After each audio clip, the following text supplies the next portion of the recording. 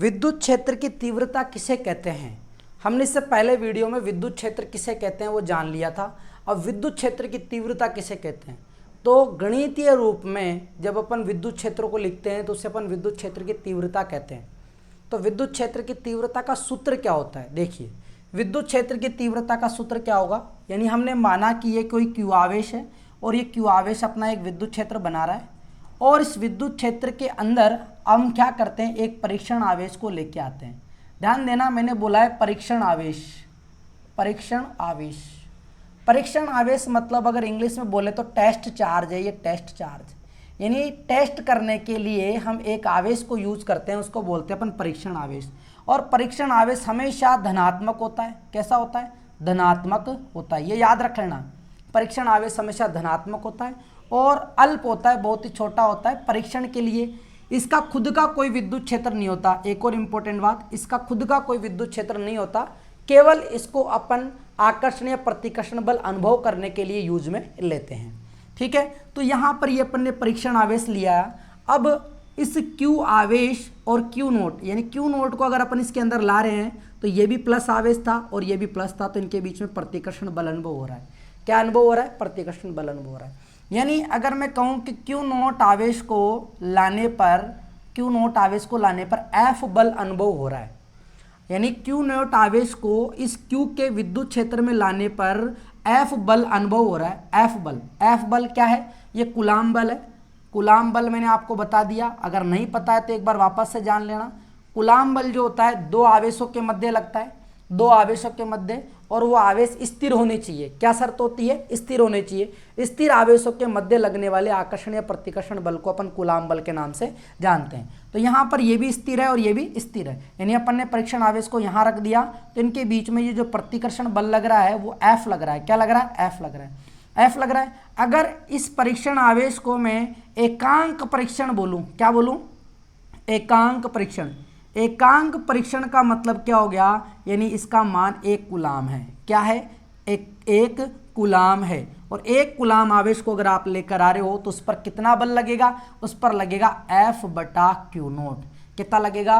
F बटा Q note. ये जो एफ बटा क्यू नोट है ये बता रहा है कि इस विद्युत क्षेत्र की तीव्रता कितनी है। इस विद्युत क्षेत्र की तीव्रता कितनी है, यानी अगर विद्युत क्षेत्र का मान ज़्यादा होगा तो इस पर बल का मान भी ज़्यादा लगेगा। तो यानी कितना बल लग रहा है, कितना बल लग रहा है वही तो तीव्रता होगी। तो यानी एकांक परीक्षण आवेश पर कितना बल लग रहा है वही इसकी तीव्रता है। यानी एकांक परीक्षण आवेश पर लगने वाला बल एफ बटा क्यू नोट, इसे ही अपन बोलते हैं विद्युत क्षेत्र की तीव्रता। विद्युत क्षेत्र की तीव्रता। तो परिभाषा क्या बन जाएगी? परिभाषा ये बन जाएगी, एफ और क्यू नोट के अनुपात को, अगर अपन छोटे में बोले तो एफ और क्यू नोट के अनुपात को विद्युत क्षेत्र की तीव्रता कहते हैं। लेकिन ऐसा हम लिखेंगे नहीं। हम किस तरीके से लिखेंगे? एफ का मतलब होता है कूलाम बल, यानी यहाँ परीक्षण आवेश पर लगने वाला बल। क्या लिखेंगे? एफ क्या है यहाँ पे? एफ मैं बता देता हूँ, एफ है परीक्षण आवेश पर लगने वाला बल। एफ यहाँ पे परीक्षण आवेश पर लगने वाला बल है, और क्यू नोट क्या है? परीक्षण आवेश है। क्यू नोट परीक्षण आवेश है। अब आपके लिए परिभाषा बहुत आसान हो गई, यानी परीक्षण आवेश पर लगने वाला बल और परीक्षण आवेश के अनुपात को विद्युत क्षेत्र की तीव्रता कहते हैं। समझ में आ रहा है?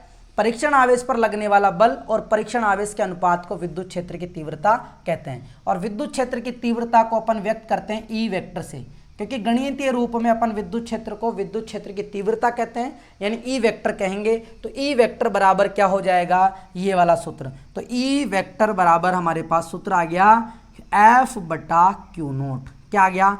एफ बटा क्यू नोट। ये सूत्र आपको याद कर लेना है। ई वेक्टर बराबर एफ बटा क्यू नोट होता है, इसे ही विद्युत क्षेत्र की तीव्रता कहते हैं। यानी परीक्षण आवेश पर लगने वाला बल और परीक्षण आवेश के अनुपात को विद्युत क्षेत्र की तीव्रता कहते हैं। यदि परीक्षण आवेश क्यू नोट का मान अगर केवल एकांक हो, यानी 1 कूलाम हो, तो विद्युत क्षेत्र की तीव्रता परीक्षण आवेश पर लगने वाले बल के बराबर होगी। विद्युत क्षेत्र की तीव्रता परीक्षण आवेश पर लगने वाले बल के बराबर होगी। ऐसा आपको ऑब्जेक्टिव टाइप का क्वेश्चन पूछा जा सकता है कि बताओ एकांक परीक्षण आवेश पर लगने वाला बल किसके बराबर होगा। तो एकांक परीक्षण पर लगने वाला बल विद्युत क्षेत्र की तीव्रता के बराबर होगा। तो उम्मीद है आपको विद्युत क्षेत्र की तीव्रता समझ में आ गई होगी, कैसे लिखना है यह भी आपको पता लग गया होगा। अब इसी में हम बात कर लेते हैं, डिस्कस कर लेते हैं विद्युत क्षेत्र की तीव्रता का मात्रक क्या होता है।